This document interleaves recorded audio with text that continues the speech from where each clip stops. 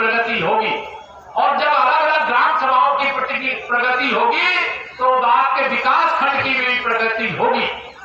जब ब्लॉक की प्रगति होगी तो जिले की प्रगति होगी, जिले की प्रगति होगी तो प्रदेश की होगी, प्रदेश की प्रगति होगी तो देश की अपने आप हो जाएगी। आप सब लोग के जीवन में खुशहाली लाने के लिए प्रधानमंत्री आवास योजना से लेकर के मुख्यमंत्री आवास योजना,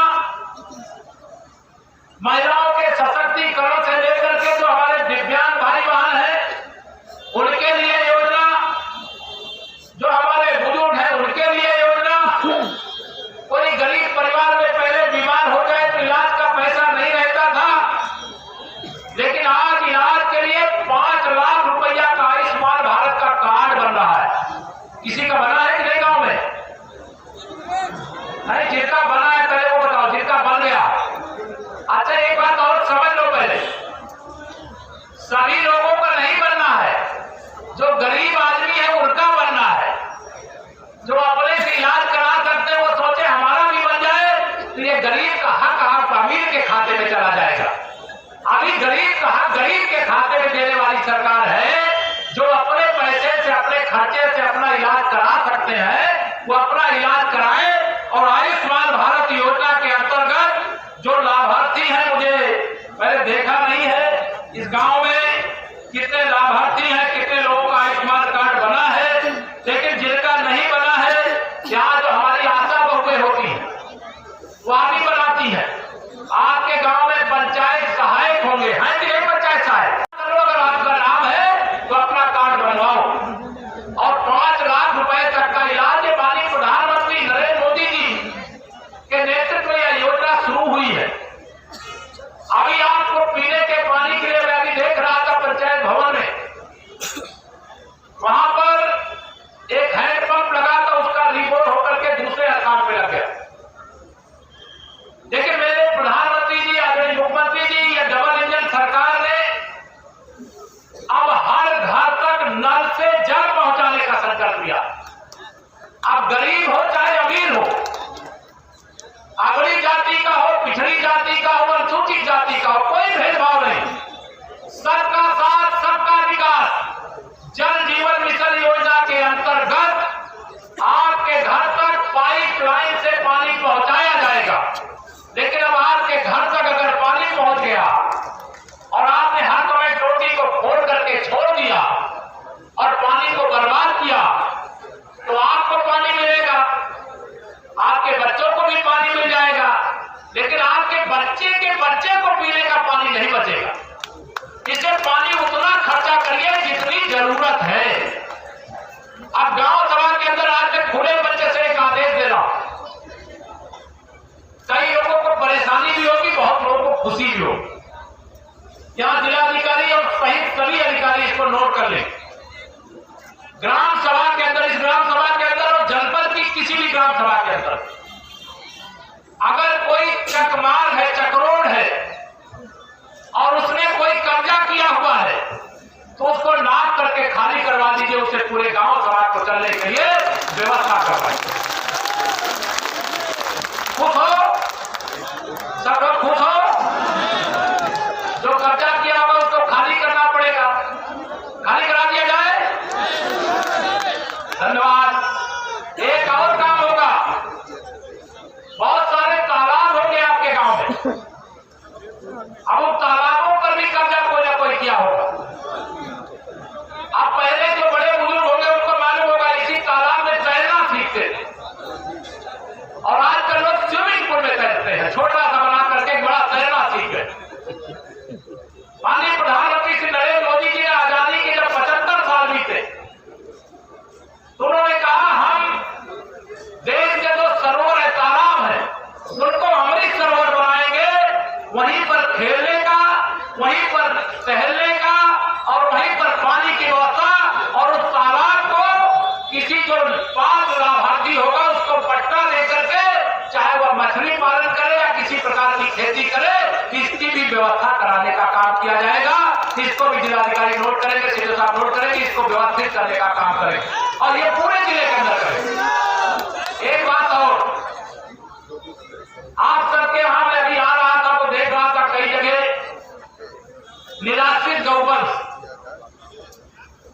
छुट्टा घूम रहे हैं, खेतों में चरने का भी काम कर चल रहे हैं।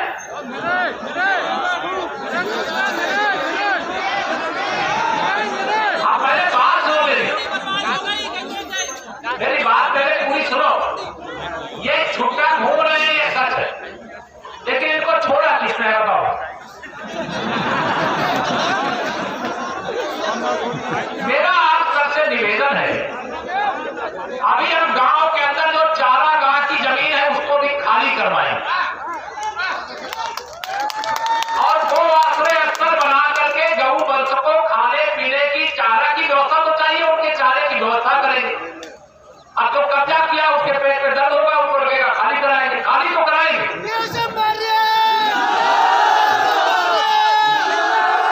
समाज भी अपनी जिम्मेदारी निभाएगी और सरकार भी अपनी जिम्मेदारी निभाएगी। निभाओगे अपनी जिम्मेदारी? आप लोग दोनों हाथ उठा कर निभाओगे? तो मेरा आपसे आज ये निवेदन है, हम गौ वंश के गर्दन पर खंजर नहीं चलने देंगे, लेकिन किसानों की फसल जल जाए यह भी हम नहीं चाहते। लेकिन अगर आप रात के अंधेरे में छोड़ते रहोगे तो हम पकड़ने की कोशिश करके भी उनको पकड़ करके गौ आश्रय स्थल पर नहीं रख सकते। इसे उसमें अपना भी योगदान करिए, अपना भी सहयोग करिए। करोगे ना? यही मैं आप सबसे अपील कर रहा हूँ।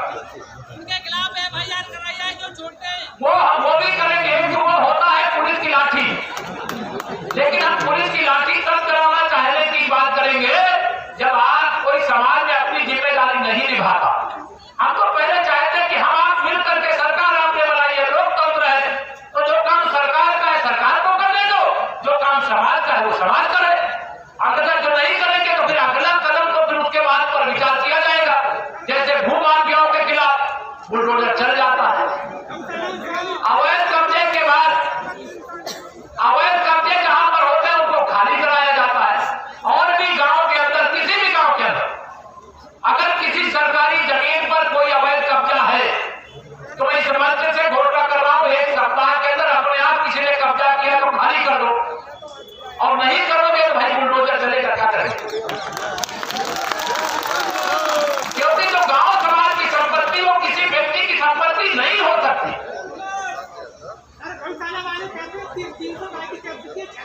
हम 600 की कैपेसिटी करेंगे, 600 से जरूरत पड़ेगी 1200 की करेंगे, लेकिन आप भी अपना काम अभी कैपेसिटी बढ़ाने का काम, व्यवस्था मजबूत करने का काम, और गौ वंश हो गया बेटा, समझ गए हमारी बात, सब व्यवस्था करेंगे। पहले तो एक सौ में गौवंश की भी व्यवस्था नहीं थी। ये तो भारतीय जनता पार्टी की सरकार है जो गौवंश को कटने से भी बचा रही है, उनको रखने की व्यवस्था कर रही है। अगर आपका सहयोग मिल जाए तो एक भी छुट्टा, और आप में से किसी को कोई छुट्टा दिखाई दे तो एक और कदम आगे बढ़िए, उसको पकड़िए, उसको गौ आश्रय स्थल तक पहुंचाइए, यह भी करने का काम करिए। पैसा हर चीज, गौ आश्रय स्थल का पैसा तो सरकार दे रही है वहां को। एक व्यक्ति और कुछ कह रहे हैं,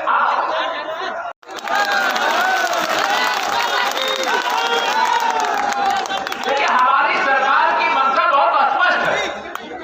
क्या है, पिछली सरकारों के समय में भ्रष्टाचार होता, 100 रुपया चाहे लखनऊ से चले चाहे दिल्ली से चले, उसमें से 85 रुपया भ्रष्टाचार की भेंट कर जाता था। अब जरा बात कर लेना बाबू जी, आप 15 बार बोल चुके, कागज दे दो, लाओ मुझे कागज दे दो, कागज दे दो। बीच में बात अगर मेरी बात ही नहीं हो पाएगी, कागज मुझे दे दो।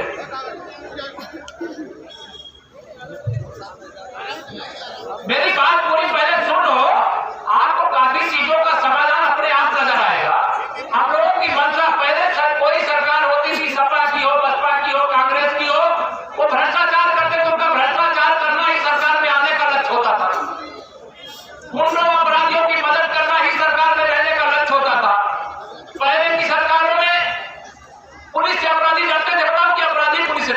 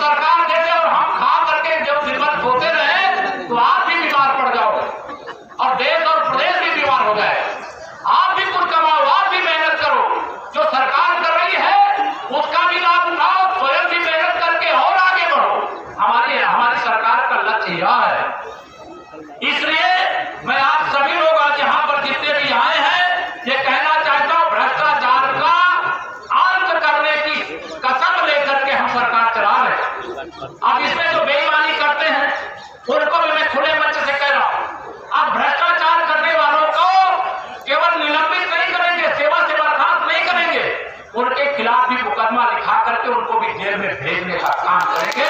यही हमारी सरकार का भ्रष्टाचार खत्म करना है। लेकिन आप में से कई लोग होते हैं, पहले नौकरी पाने के लिए लोगों को रिश्वत देनी पड़ती थी। हमारी सरकार में बिना रिश्वत के आज हम लोग कम से कम 6-7 लाख लोगों की भर्तियां कर चुके हैं, बिना 1 रुपया रिश्वत के। जो प्रतिभाशाली बच्चे हैं उनको मौका मिल रहा। अब कई लोग ऐसे होते हैं, अब रिश्वत लिए घूम रहे हैं, उनको लगता सपा बसपा कांग्रेस का जमाना नहीं। मेरे भाई बहनों, आपने आशीर्वाद दिया, भाजपा का जमाना आपने लाया, मोदी जी योगी जी के नेतृत्व में कमल खिलाने का काम किया है। इसके कारण से आपके बच्चे को अगर नौकरी मिली है तो आपको कर्ज लेकर के, जेवर बेच करके, घर खेत बेच करके रिश्वत नहीं देनी है। उस बच्चे को अगर नौकरी मिल रही है, उसके अंदर प्रतिभा होगी तो बिना 1 रुपया खर्चा किए आपके बच्चे को नौकरी मिल जाएगी। यह भारतीय जनता पार्टी की सरकार। अब आप अगर सोचोगे रिश्वत के बगैर तो नौकरी मिलती नहीं है, आप किसी को देने चले जाओगे, अब बाद में कहोगे हमसे पैसा ले लिया और हमारे बच्चे की नौकरी नहीं लगी, फिर हमें एक मुकदमा लिखना पड़ता है, उसको जेल भेजना पड़ता है। इसलिए मैं खुले मंच से कह रहा हूं, अब भ्रष्टाचार को समाप्त करने का काम जैसे सरकार कर रही है, वैसे आप भी किसी काम के लिए कोई पैसा मांगे तो पैसा मत देना मेरे भाई बहन, पैसा न देना। आपका अधिकार आप तक पहुंचाने का हम लोगों ने संकल्प लिया, इसलिए उसमें आप सबका सहयोग चाहिए। स्वास्थ्य सुविधाएं अच्छी से अच्छी हो, इसके लिए सरकार ने कदम उठाया है। गांव के अंदर खलिहान की जमीन खाली पड़ी रहती है, लोग कब्जा करते जा रहे हैं, वो भी खाली होगी, उसको खाली करा करके सार्वजनिक उपयोग के लिए लाए। जो गांव के अंदर पहले बारातें, गांव के गरीब के घर में कोई शादी विवाह होता था तो स्कूल में बारात टिकती थी, माननीय उच्च न्यायालय ने आदेश दे दिया, आजकल स्कूल में बारात रुक पाती है, रुकती है नहीं रुक पाती है। अब जब नहीं रुक पाती समस्या होती है। हम लोग चाहते हैं गांव के अंदर ऐसे सामुदायिक भवन का निर्माण हो जिससे गरीब आदमी को अपने बेटी का विवाह करना हो तो बारात बुला के रखने का। लेकिन मुख्यमंत्री सामूहिक विवाह योजना भी चलती है, कोई गरीब आदमी है तो उसके माध्यम से भी अपनी बेटी के विवाह के लिए आवेदन कर सकता है और आवेदन करके सरकारी खर्च पर अपने बेटी के विवाह को आप करवा सकते हो।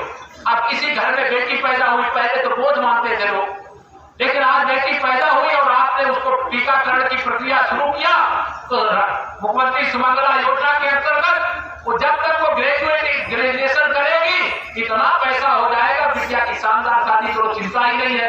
बेटी नहीं है घर में, अगर बेटी आती है तो साक्षात लक्ष्मी आती। ऐसा मन के अंदर भाव रख करके आप सब लोग आगे बढ़ो। यह मैं आप सब लोगों को देते हैं, बिजली कार्ड देते हैं।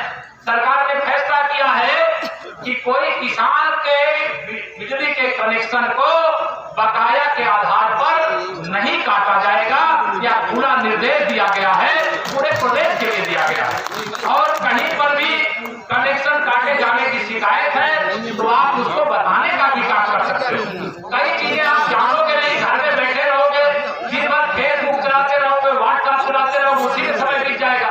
बच्चों की पढ़ाई पर, अपने स्वास्थ्य पर, अपने परिवार के अच्छे भविष्य के लिए और उस परिवार को और आगे बढ़ाने के लिए काम करिए।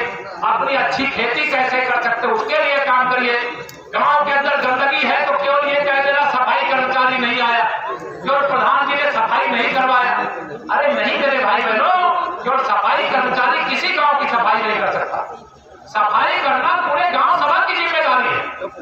अगर हम अपने नाली के अंदर, गांव की नाली में घर का कूड़ा बटोर करके अगर नहीं डालेंगे तो क्या कभी नाली जाम हो सकती है क्या? तो कहीं थोड़ा सा एक कदम आप भी बढ़ो, हम अपने गांव को स्वच्छ बनाने का काम करें और पूरे जनपद के अंदर इस अभियान को चलाने के लिए मैं मंच से आदेश भी दे रहा हूं और यह व्यवस्था को हम लोग करेंगे भी। मैं आप सब लोग आज यहाँ पर इतनी बड़ी संख्या में आए, मेरी बहुत सारी बातें सुनी और आप सबकी बहुत सारी समस्याएं भी हैं। उन समस्याओं को हम सुन करके उनका समाधान करने का भी काम करेंगे। मैंने पहले ही कहा, जो चक रोड यहाँ के जो राजस्व निरीक्षक है वो भी ध्यान दें और जो यहाँ के एसडीएम में वह भी सुनिश्चित करें। यहाँ के ही नहीं, पूरे जिले के अंदर एक एक चक रोड को खाली कराओ। कोई अगर कुछ बुआई की गई है तो चिन्हित कर दो जैसे उस बोया हुई फसल कट जाए वैसे ही वहां चकमार मनरेगा के माध्यम से बना दो और आगे फिर उसको हम बनाते रहने का काम करें। तालाबों की जमीनों पर बहुत कब्जा किया, नदी नालों की जमीनों पर बहुत कब्जा किया, सरकारी योजनाओं की जमीनों पर बहुत कब्जा किया। नहीं कर सकते ये, अब ये कब्जे खाली करने पड़ेंगे और सरकार इसको खाली करवाने का निर्णय लिया है और यहाँ का प्रशासन इसको इम्प्लीमेंट करने का काम करेगा।